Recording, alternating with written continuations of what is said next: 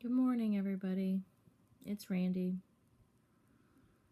Well, my company that I've had here for almost a week is leaving this afternoon. So I'm a little bit sad because it has been nice having somebody here in the house all the time and someone to talk to. I've been doing a lot of activities with family.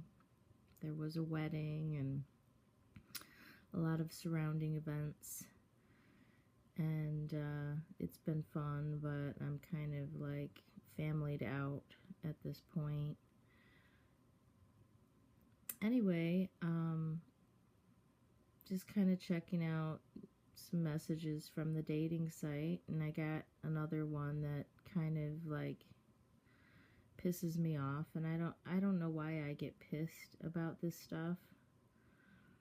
I guess, I take things personally when I shouldn't, but it really angers me that people just aren't kind of in reality, I guess.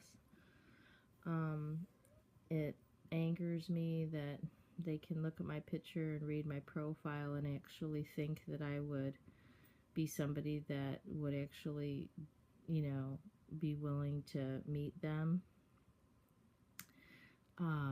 with all their weirdness, oddness, bizarre problems.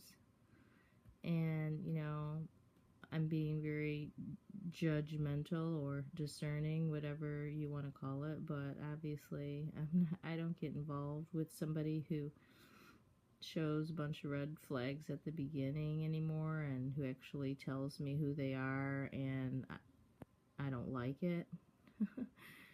So this man who doesn't live too far away, he looked kind of decent looking, and he said on his profile that his profession is psychology, and his profile was pretty short, but it seemed, pretty, I don't know, ambiguous. He contacted me and just said, hi, and, maybe eventually after a couple lines, maybe we should meet in his city, because he lives in kind of a new upcoming city. And I noticed on his profile that he's never been married, and to me that's a red flag when you're 45 years old and you've never been married as a man. Now for a woman, it doesn't raise any red flags really for me. If I was a guy and looking for a woman, I don't think a woman not being married by 45 ever is a problem. But for a man, I see it as a problem. And so I mentioned to him that you've never been married, and, that scares me. And then his response was, well, we all have our own path. And so I thought, well, let me explore what this profession of psychology means, because it said he has a bachelor's degree, and I know darn well that you can't do anything with a bachelor's degree in psychology.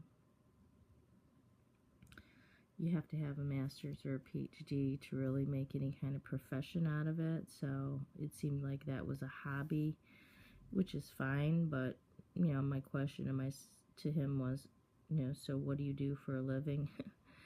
So then I just checked my email thing, and he says, oh, I'm on Social Security disability for depression and OCD. And these guys just never cease to amaze me.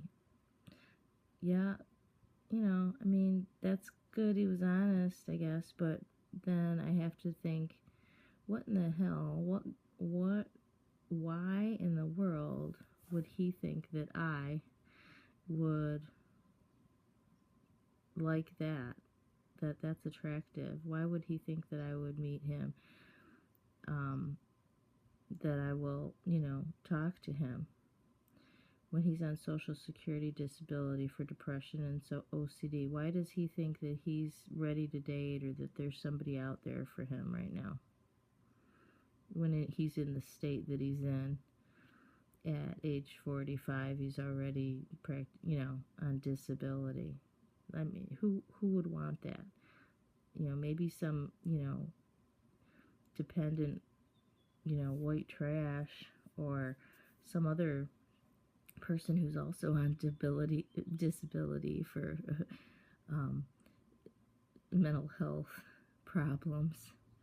But, and it's nothing against people who have problems, but, like, they're really not the ideal people that you would want to get involved with, right?